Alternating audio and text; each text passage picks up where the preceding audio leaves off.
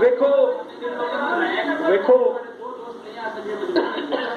ਵੇਖो ਵੇखो मैनू दुनिया में सबसे बड़ा रोग मेरे बारे में क्या कहेंगे लोग। मेरी जी जिंदगी है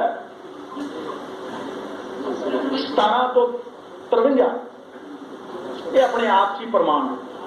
मैनू किसी को कोई प्रूफ देने की जरूरत नहीं। तो जे कोई निंदक भी है मैं उसकी लंबी उम्र की दुआ करता, क्योंकि प्रेम परिचय को पहचान बना देता है। फिर ना कहना उर्दू तो हिंदी नहीं बोली क्योंकि प्रेम परिचय को पहचान बना देता है, वीराने को गुलिस्तान बना देता है। मैं आप बीती कहता हूं गैरों की नहीं, प्रेम इंसान को भगवान बना देता है।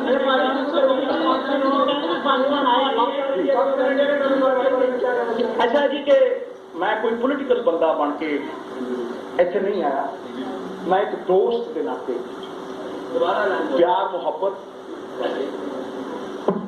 अमन का गुडविल मैसेंजर बन के इत्थे आया।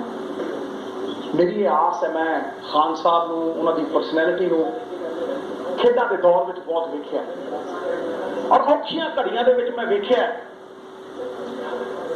कि वो कमजोरी नूं ताकत दे विच किस तरह तब्दील कर जाते, राह दियां जिहड़ियां चट्टानां ने सफलता दियां सीढ़ियां बना जाते।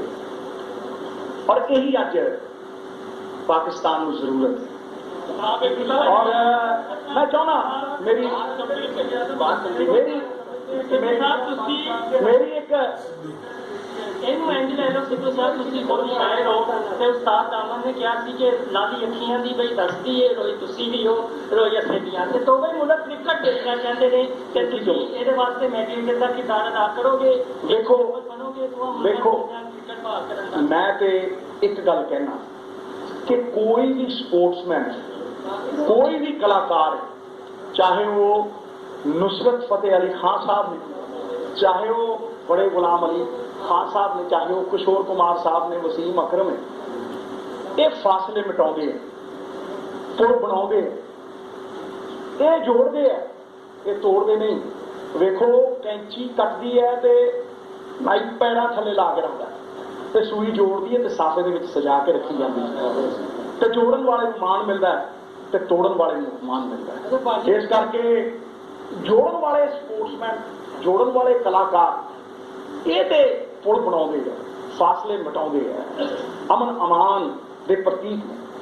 इस करके क्रिकेट हो गए, असी 16 साल बाद आए सी, मैं 2004 खान साहब पाकिस्तान वालों कमेंट्रियां करते थे, मैं हिंदुस्तान वालों कमेंट्री करता थे, इत्थों ही तुरिया जाता मैं वाघे बॉर्डर तो जाके एमपी बन गया सा 2004 के विच।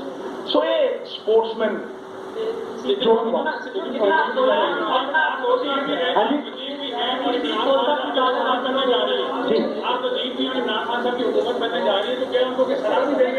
नहीं। देखिए मैं यहाँ मोहब्बत का पैगाम लेके आया हूँ साहब, उनके बुलावे पे आया हूँ।